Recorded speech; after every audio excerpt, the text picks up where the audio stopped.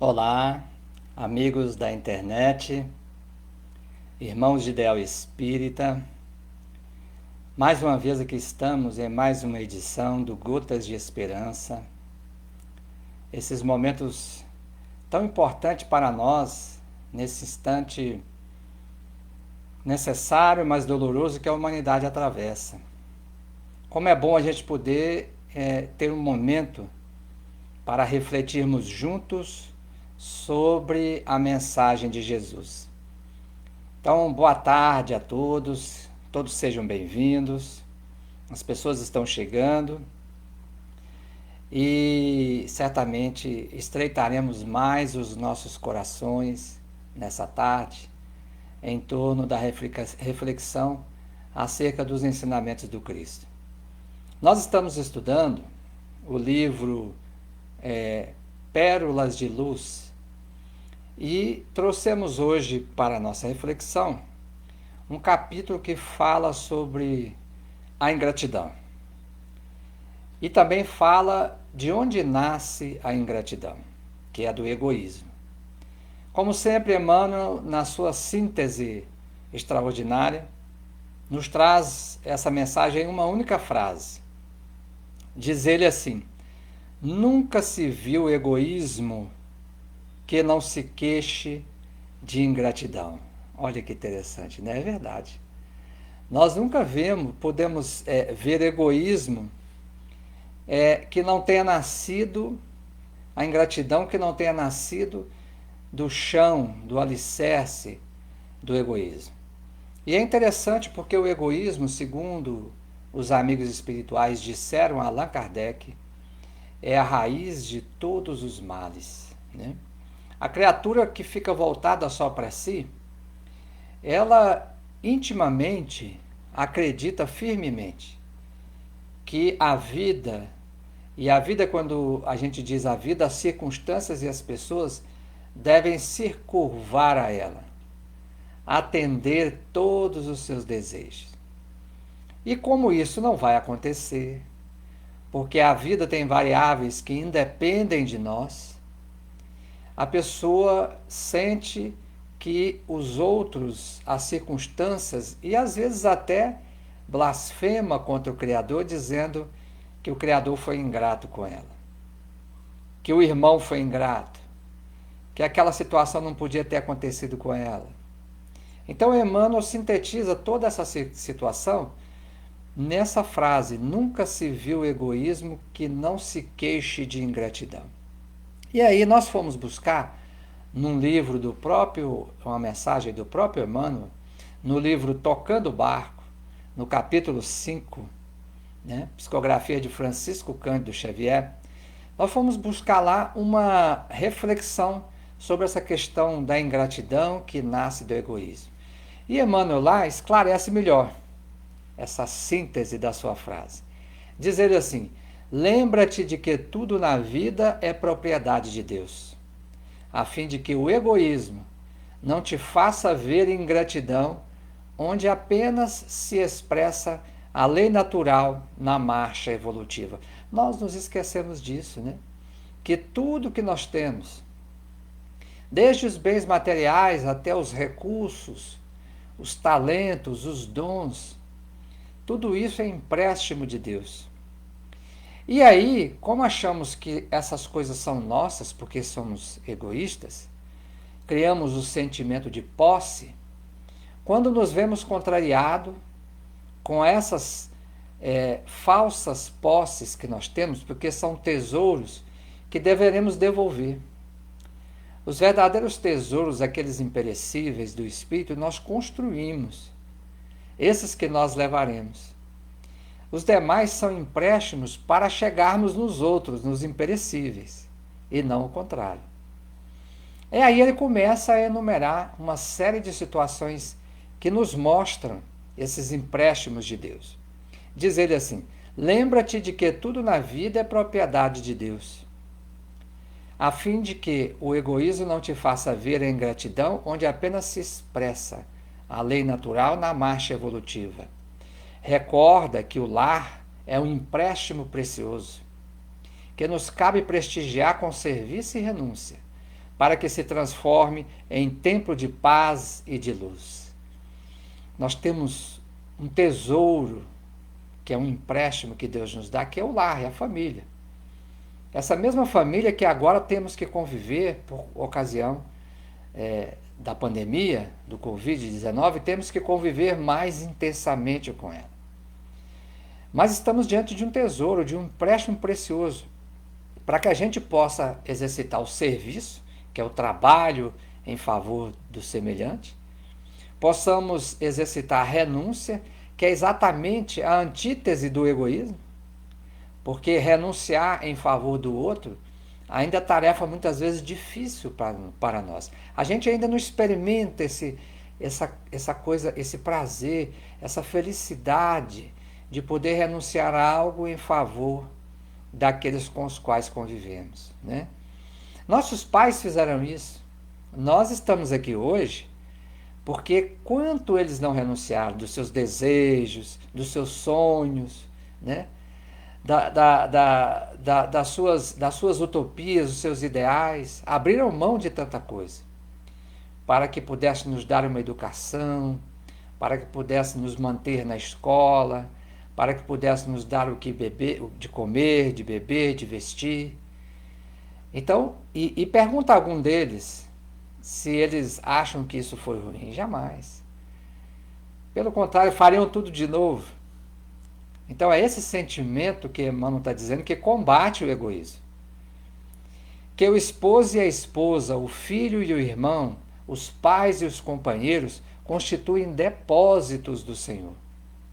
Que nos compete valorizar sem prender e amar sem escravidão. Olha que maravilha! Porque não adianta nós reconhecermos que é um tesouro, mas nós sermos apegados a esse tesouro. Nós queremos que a esposa, o esposo, o filho, o irmão, os pais e os companheiros vejam a vida através dos nossos olhos. Porque aí estaremos escravizando, ao invés de libertando, e o verdadeiro amor liberta, né?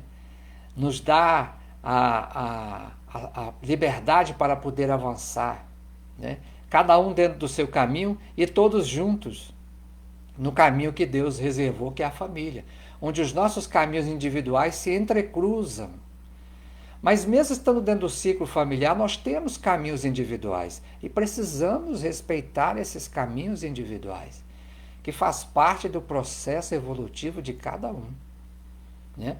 E quanto mais respeitarmos esses caminhos, os nossos também serão respeitados.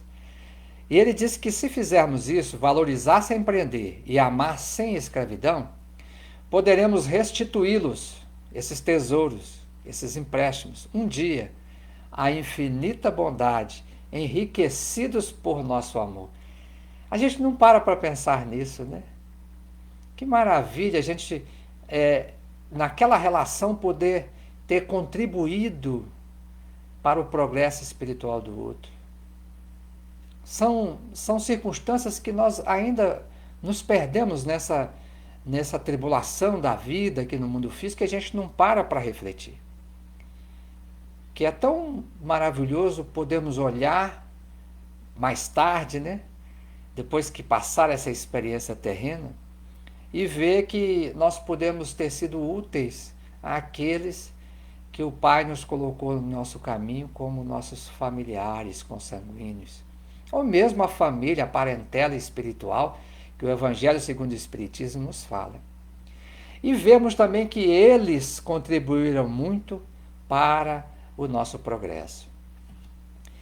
Prossegue Emmanuel, que as posses humanas são meros compromissos com o céu, que devemos mobilizar na extensão do bem, a fim de que o remorso não nos fira quando chamados a exame na contabilidade divina. Olha que coisa linda isso, né? Imagina que as posses materiais não são nossas. Nós partiremos e, de alguma forma, esses recursos materiais que amealhamos vão passar para a mão de outros, seja dos nossos familiares diretos, sejam daqueles que os herdarão. Então façamos bom uso deles. É isso que ele está dizendo. São compromissos com o céu, compromissos com a providência divina. E o que é fazer bom uso? Mobilizá-los na extensão do bem, para que o remorso não nos fira, diz Emmanuel, quando chamados a exame na contabilidade divina. Olha, então vai ser tão bom quando chegarmos no mundo espiritual, após essa existência física, e percebemos que não nos prendemos a nenhum desses bens.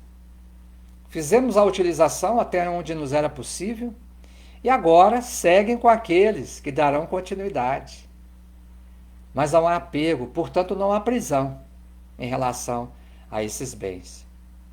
E que os dons da inteligência ou do equilíbrio físico, do verbo fácil ou do raciocínio brilhante são concessões do todo misericordioso, que nos cabe empregar na aquisição das riquezas incorruptíveis do espírito, através do exemplo edificante e do serviço invariável ao próximo. São os talentos. Não só os talentos materiais que ele acabou de dizer, mas os talentos do espírito.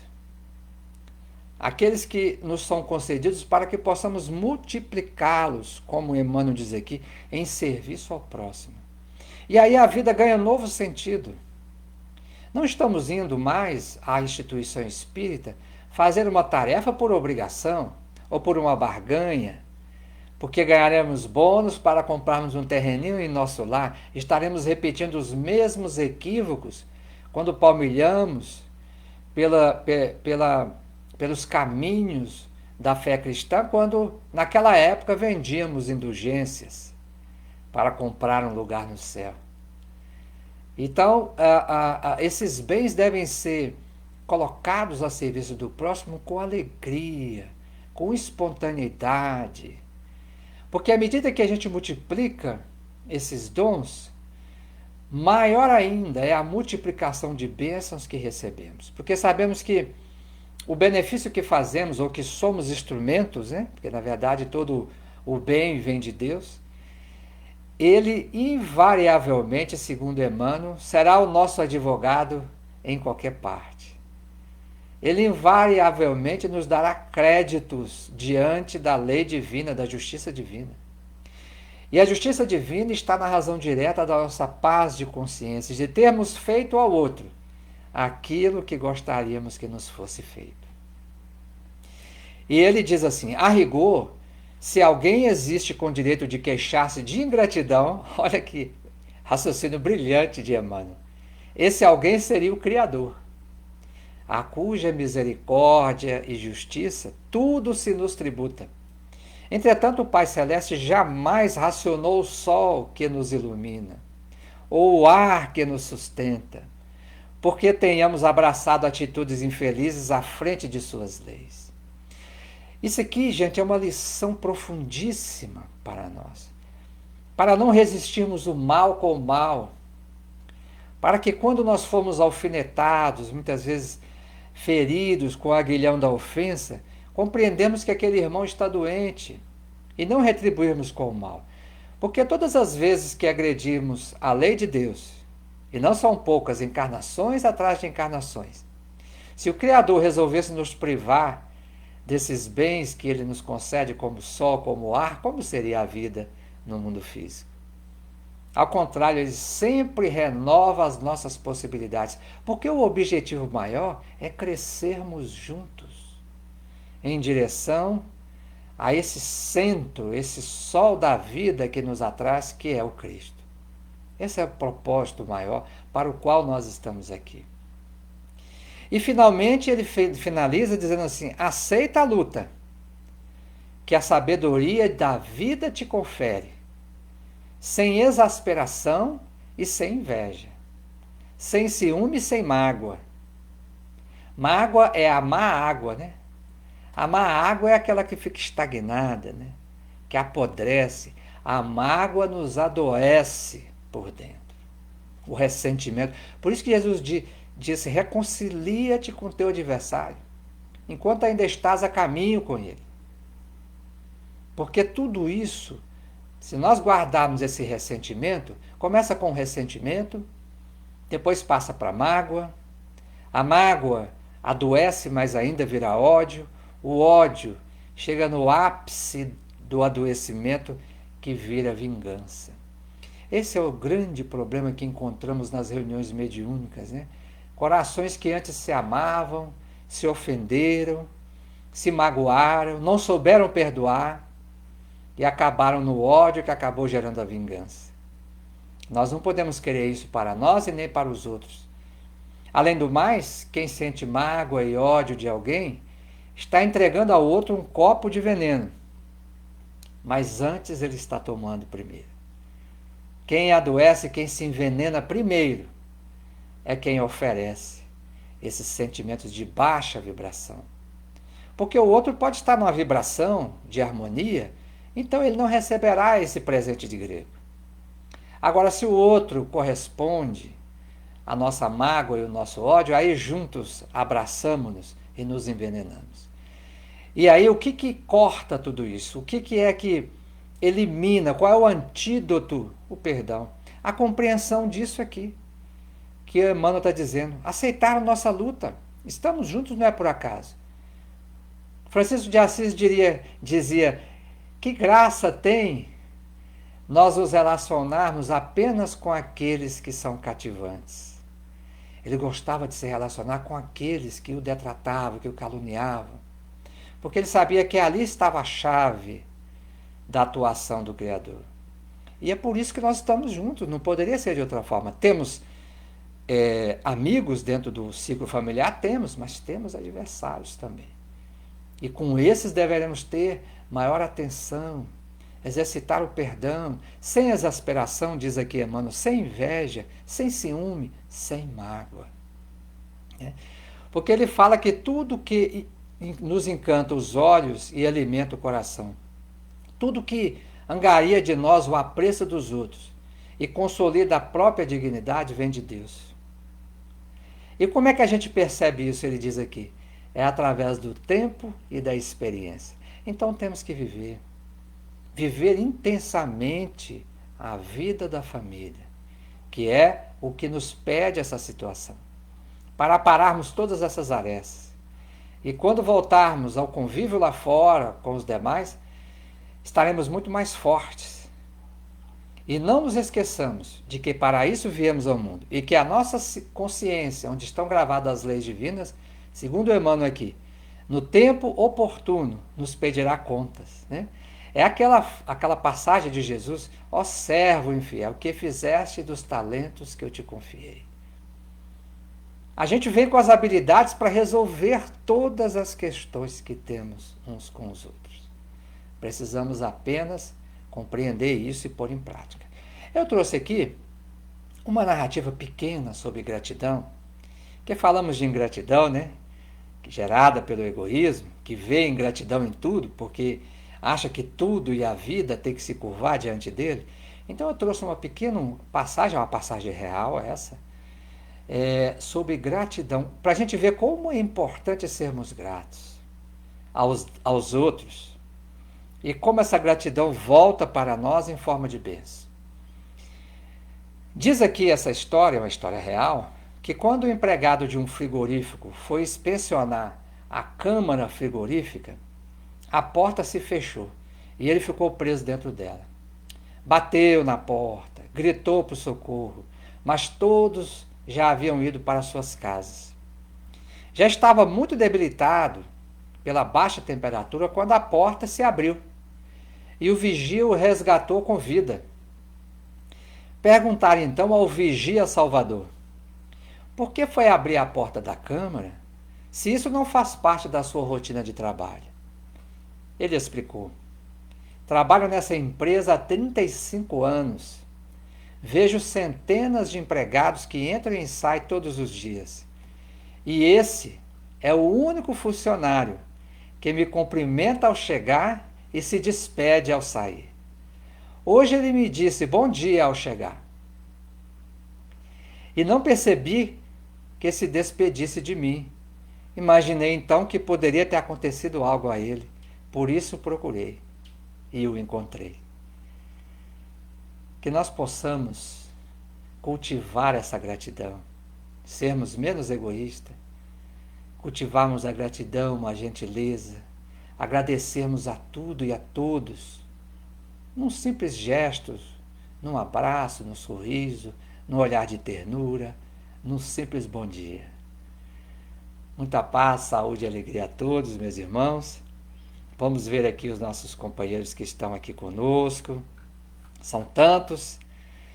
A Mate, nossa amiga querida, a Clara, a nossa amiga do coração, a Cíntia, Dona Neuza, tudo bem, Neuza? Estamos felizes com a sua presença. Minha esposa querida Águida, Lenildo, a Maria Aparecida, a Neuce, boa tarde, minha irmã, a Lília, a Gislane, a irmã querida, lá de Belo Horizonte, a Emília, opa, Marcial, que alegria ter você aqui, meu irmão.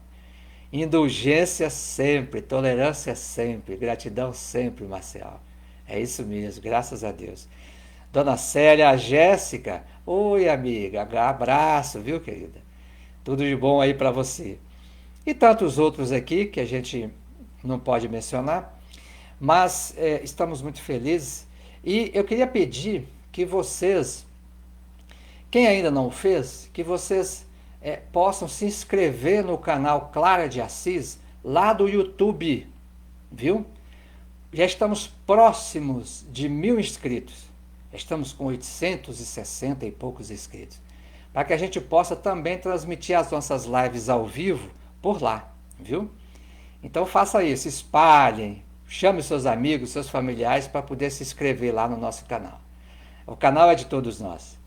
Muita paz, saúde e alegria a todos e vejo vocês na quinta-feira com a graça de Deus. Até lá!